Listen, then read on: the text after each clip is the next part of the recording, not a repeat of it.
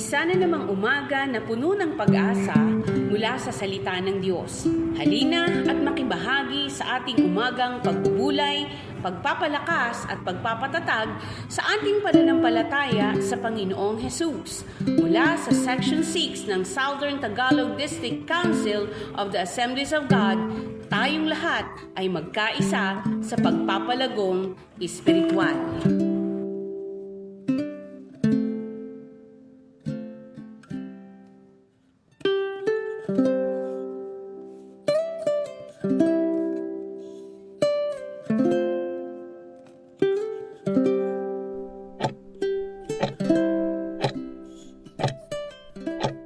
Purihin ang Panginoon, purihin ang Diyos na makapangyarihan, purihin si Yahweh na siyang nagmamahal sa atin, na sa pangalan ni Jesus ngayon ay tayo nakatayo, tayo ay nakikinig, tayo ay may pananampalataya at may pag-asang kailanman ay hindi tayo mabibigo. Tayo po ay mag-pray. Lord, salamat po sa pagpapala mo. Salamat Panginoon Diyos sa lahat-lahat ng mga kaloob sa amin. Salamat Panginoon Diyos sa platform na ito. Salamat Panginoong Diyos sa mga ginawa mo at gagawin mo pa sa amin. At amin po nilalapit sa iyo ang mensaheng ito na makapagbibigay sa amin ng ekstrang karunungan, lakas at pananampalataya. Patnubayan po ang iyong lingkod kasama na kaming lahat at nang mararating ng mensaheng ito. Sa pangalan ni Jesus, ito ating dalangin. Amen and amen. Praise God. Now, tayo po mga kapatid ay mga nakikinig ay magtatalakay sa pangyayari na possible ay lahat tayo nakakaranas nito at hanggang sa kasalukuyan. Yung bang naranasan nyo na ba na pagkatapos ng isang pangyayari ay kayo nagsisisi? Yung bang sinasabi nyo sa iyong sarili ay, nako, dapat pala ay hindi ako nakapunta sa lugar na yun. Dapat pala hindi ako nanatili doon. Dapat pala ay hindi ako namalagi nakausap ang mga taong yun. Dapat pala ay naging maingat ako at hindi ako naging masyadong kumpiyansa sa aking sarili. Tuloy, ito ang nangyari sa akin. Nagkaroon ako ng failure or minsan ay nagbulid sa atin sa pagkakasala or hindi natin nagawa ang ating ipinangako sa Panginoon. Yun po. Ibig po sabihin ay nawala po tayo sa ayos. Dapat po ay wala tayo sa lugar na yun. Kaya ang ating pag-aaral ay put oneself in the right place. Ibig po sabihin, lumugar po tayo sa dapat nating kalagyan. Yun po ay napaka-importante. Mahalaga ho yun na talagang sa bawat pinupuntahan natin, sa bawat ating pinaplano, sa bawat ating kinakausap ay tayo po ay sensitibo upang hindi tayo makompromise. Yung po ating verse na ating K-verse na ating pag-aaralan ay 1 Corinthians chapter 14 verse 33. Sabi, sapagkat ang Diyos ay di nalulugod sa kaguluhan dahil siya ang Diyos ng kaayusan, proper hope. At kapag tayo ay nasa tamang lugar, tiyak na mayroong kaayusan, mayroong kapayapaan. Ang sabi rito, gaya ng dapat mangyari sa lahat ng iglesia ng mga hinirang ng Diyos, ay lalo na po dapat sa loob ng church ay mayroong kaayusan. Dapat po ang lahat ay nasa lugar, maging ang mga program, di ba?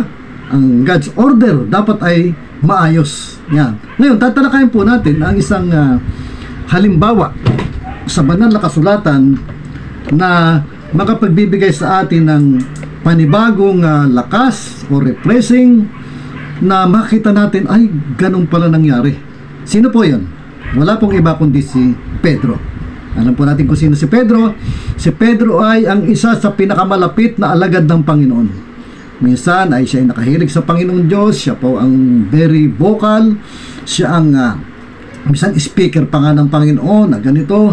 Pero alam niyo na si Pedro ay nagkaroon din ng lapses at hindi niya napanindigan ang kanyang sinabi sa Panginoon. Kaya titinan po natin ang kabiguan ni Pedro laban sa kanyang paninindigan. Atin pong babasahin mga kapatid ang Mateo chapter 26 verse 33 hanggang 35. Ito po yung kasaysayan. Yan. Kapit ho. Sabi rito, sumagot si Pedro, kahit na po kayo iwan ng lahat, hindi ko kayo iiwan. Ang senaryo pong ito ay noong panahon ng ating Panginoong Hesus ay dinakip at dumating na yung kanyang oras.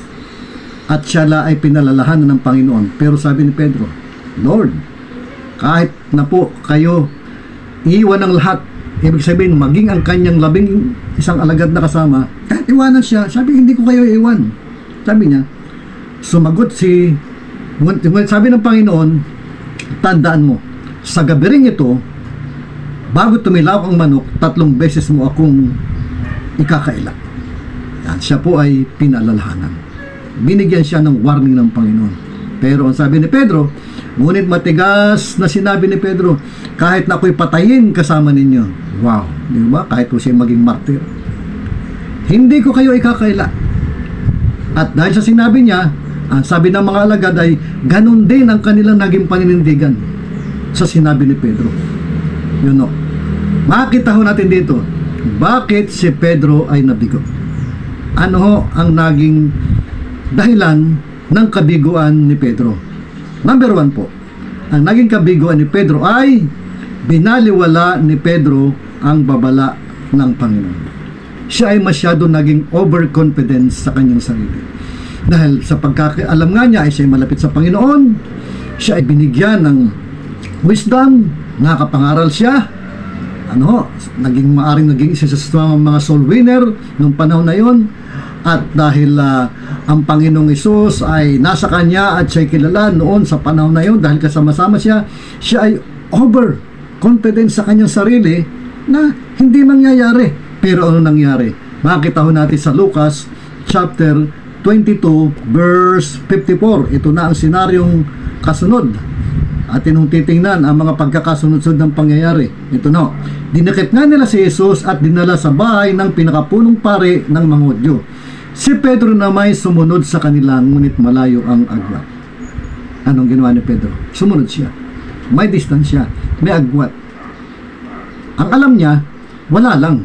Okay lang, total ako naman ay sumusunod lang. So, wala namang masama sa ginagawa ko. Siguro naman ay hindi ako makukompromise sa aking pagsunod. Pero, hindi po doon natapos ang eksena. Yan. Ano nangyari? Ay pumunta at namalagi si Pedro sa lugar na kung saan ay dapat ay wala siya doon. Yan. Una, pasunod-sunod lang siya. Pero nung bandang huli, hindi na lang pasunod-sunod. Pumunta siya. Sinadya niya. Ang sabi po sa verse 55, nagsigas sila sa gitna ng patio at naupo sa paligid ng apoy, at si Pedro ay nakiumpok. Ibig sabihin nakiumpok, namalagi siya. Doon siya, marahil hindi natin alam kung taglamig or maaring nag-relax lang siya dahil may tensyon nung panahon na yon, pero ang ginawa niya, naglagiw siya ron. Ito ang pangalawang naging dahilan. Yan po tayo ay pumunta at mamalagi sa isang lugar na dapat ay hindi natin pinupuntahan. Kayo, hanggang ngayon ho ba ay may pinupuntahan pa rin kayong lugar na dapat sana ay wala kayo doon? Or hanggang ngayon ay pumupunta pa rin talaga? Dahil siguro nagiging masaya tayo, wala lang, kampante tayo, hindi naman maapektuhan ang ating pananampalataya na kahit sinong kasama natin, anong klaseng lugar na yon. Pero at the end, nakita ho natin na tayo ay nag-fail. Kumbaga ay kahit sa simpleng usapan ay nakompromise tayo. Kahit sa simpleng mga kwentuhan, di ba? Nakompromise tayo. At pagdating ng oras, ay minsan pa nga ay naging tampulan tayo ng tukso, pagkutya, at minsan inausig pa tayo. Yan. Yun po. So, yun ho ay isang senaryo sa nangyari kay Pedro. Yung namalagi siya sa isang lugar na dapat wala siya ron at nakiumpok na siya. Yun ho. Pangatlo, namalagi si Pedro sa gitna ng mga tao na dapat ay hindi niya kasama. Una ay lugar.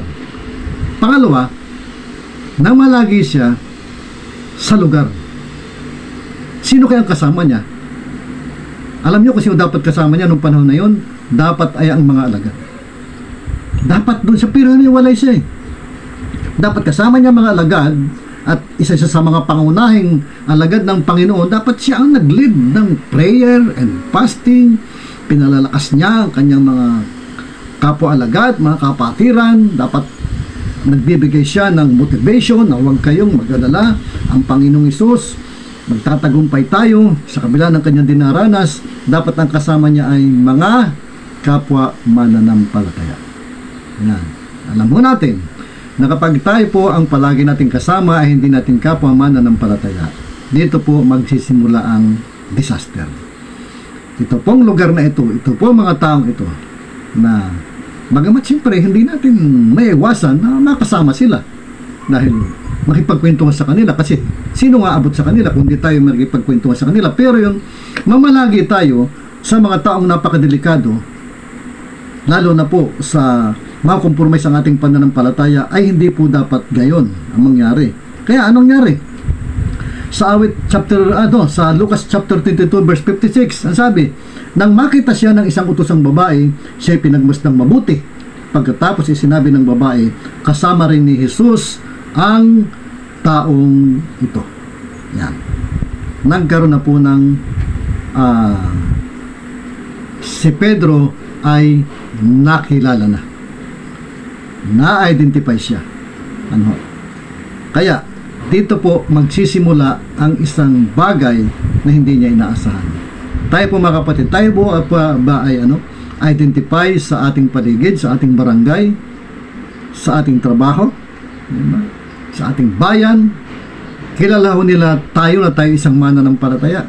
Kung sakali kaya dumating ang ganon, na hindi natin maiwasan talaga at puro ginusto natin na makasama at makisalamuha at mamalagi sa isang lugar na hindi natin dapat kinilalagyan. Kumusta ho? Tayo kaya ay magtagumpay. Napakahalaga ho ng bawat makasama natin ng pala at pangmatagalan ay mga taong makapagbibigay sa atin ng magandang inspirasyon, encouragement at impluensya. Sabi nga po sa aklat ng 1 chapter 1, mapalad ang taong hindi nakikinig sa payo ng masama at hindi sumusunod sa masama nilang halimbawa. Hindi sila nakikisama sa mga kumukutya at hindi nakikisangkot sa gawaing masama. So, ito ang paalala sa atin ng Panginoon.